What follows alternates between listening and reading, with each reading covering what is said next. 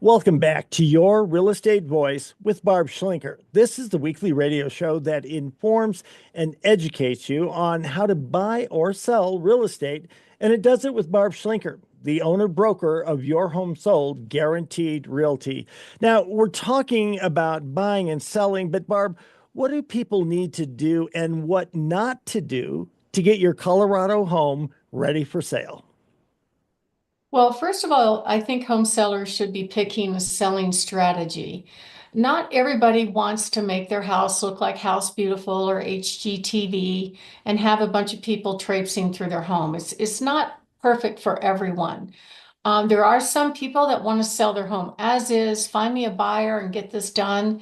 And we can do that too. We've got local cash investors. We've got local home buyers that don't mind fixing up homes. So for some people, we have a solution of folks who don't want to go through the whole home selling preparation process because it is a lot of effort. Not everybody lives with their home looking like a model home. I mean, I wouldn't put my house on the market right now. There'd be a lot of work I'd have to do, just because you don't live that way customarily. And it's especially hard if you have kids and dogs and pets, that kind of thing. It's a lot more work to make that happen.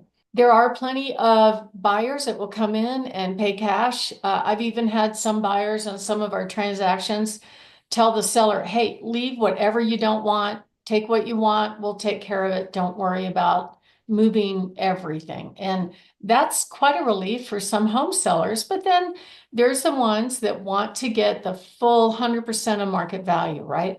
And so that's where getting the 4 Ps right is absolutely critical. Picking the right agent that knows how to help you prepare, preparing your home for sale. We're going to talk about what to do and what not to do in this segment, pricing the home right, and making sure the pictures don't repel a buyer. And I still see a lot of that. I'm really surprised because I don't think imagery is all that expensive. It's a couple of $100s to get professional photos, but some agents just don't spend the money and they think that their iPhone is substantial, and it's just not. It won't work, especially in the higher end price point. So when you select an agent, a lot of people make a decision about that based on, okay, well, they sold me the home. I really like them. And there's nothing wrong with that, but I would still be looking at certain things, certain criteria to decide which one is the best fit for you. There's not really a predetermined way, but you want somebody that you can trust. I mean, they're going to be handling one of your largest assets, and you want to make sure that as you go through the process, that they have your back and they're doing their best to take care of it. And there's a lot of agents that will do that. So how does the seller really make a decision? Most home sellers just go, oh, well, I like this agent. I worked with them before. Okay, that's fine. But there's not really any logic to it. So if you would like to download, we offered this free agent selection guide on my website. Barb has the buyers, and you can download this free report that will give you just kind of criteria on how do you decide who's going to handle one of your largest assets. So let's go on with getting ready to sell. Number one, make sure the home is clean. Now we'll start with flooring, and flooring is kind of a critical thing.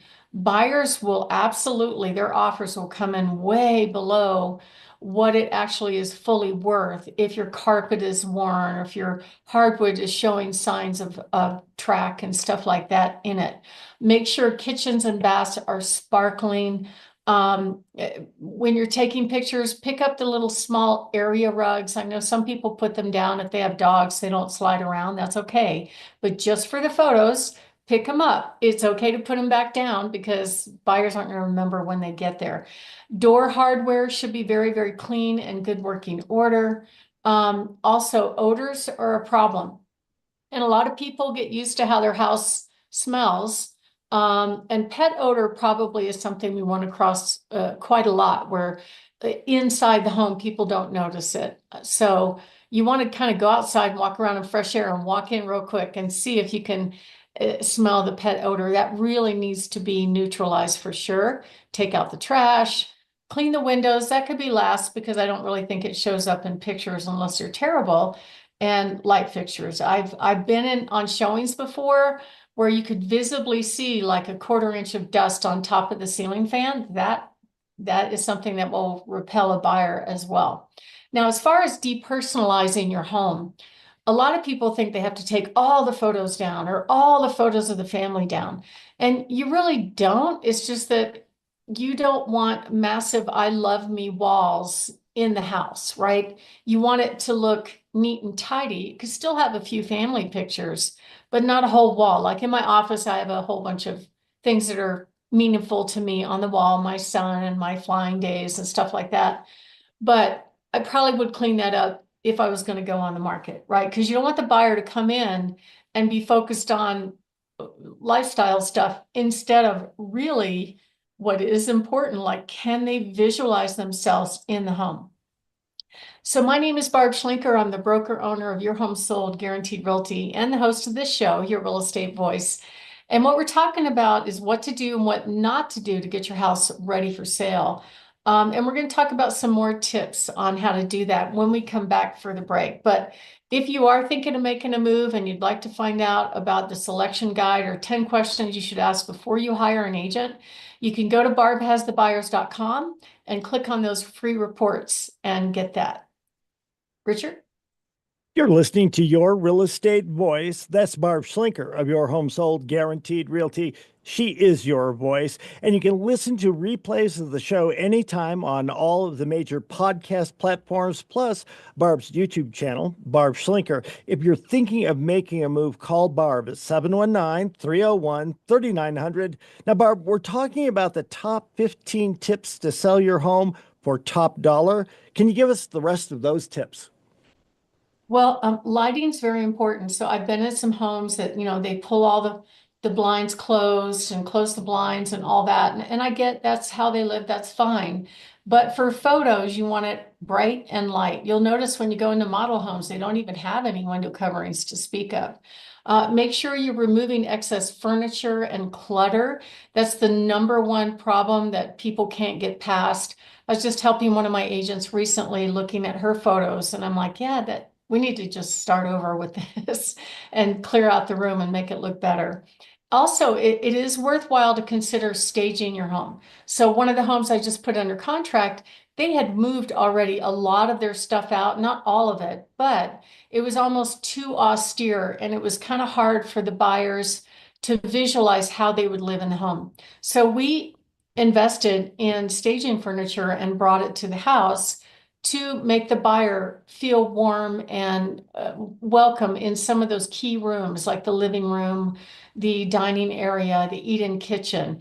And studies show that a staged home actually buyer or sellers will get anywhere from 2,800 to 15,000 more dollars on one that's staged versus not staged. So you'll see a lot of homes online that are presented to the market empty.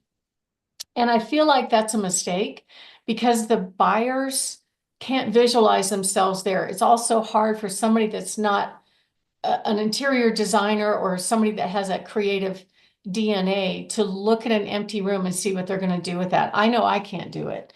And there's a lot of agents out there. Most of them only sell a few homes a year. There's probably a huge turnover in the industry because they don't really know how to grow a business. There's not much training on marketing and expansion within the industry. So I think right now, 87% of agents get out of the business past their fifth year. So if you want to hire somebody that can help you do this, you want to look at somebody that has a little bit more experience than especially a brand new agent to handle the sale. And make sure before you price, you do your homework. If this is your first impression online, a lot of people think, well, I'm going to overprice for negotiating room, and that could be a mistake all by itself. A lot of homes are eliminated based on the online presentation, so you absolutely have to get that right. And we've been able to help sellers get top dollar for their homes by pricing it what we call very realistically versus optimistically. I helped Steve and Kim sell their house not too long ago, where I really felt like it was probably worth 675. They insisted on pricing it at 650. We had multiple offers and it sold for 50,000 over asking price at 700. And that was all about creating demand. Another thing that I would be very careful with when you're working and getting ready to put your house on the market is you don't necessarily have to over upgrade. Like I was in a house pretty recently and it's adorable, it's well cared for, but it's not updated. So there's a different price for that. You know, we could see similar sales of that almost same floor plan where they had gutted the kitchen and put in all new stuff. So what they decided, instead of spending the money, what they did was they priced it very well. The kitchen looks cute. It's just a 1960s time warp. So I'm really excited about that one going on the market because I think it's going to fly because all the rest of the bones are very well taken care of. So as long as you priced it right, that is the key. That's one of the key tips. And make sure you hire the right team and hire somebody that knows how to help you negotiate for top dollar. We do this all the time. So if you'd like to talk to us about selling your home, give us a call at 719-301-3900 or go to barbhasthebuyers.com. If you don't want to do the traditional sale, we could show up with multiple cash offers or bring in our local cash investors and get your home sold very, very easily without doing anything. So call us at 719-301-3900 or go to barbhasthebuyers.com. Richard? You're listening to Barb Schlinker on Your Real Estate Voice. She is your voice. And if you're thinking of selling your home and want to get the most amount of money for it, then call Barb at 719-301-3900 or visit barbhasthebuyers.com. We'll take a short break. When we come back, we're going to be talking about how to get your home on the buyer's must-see list. You want it to be there. Stay tuned.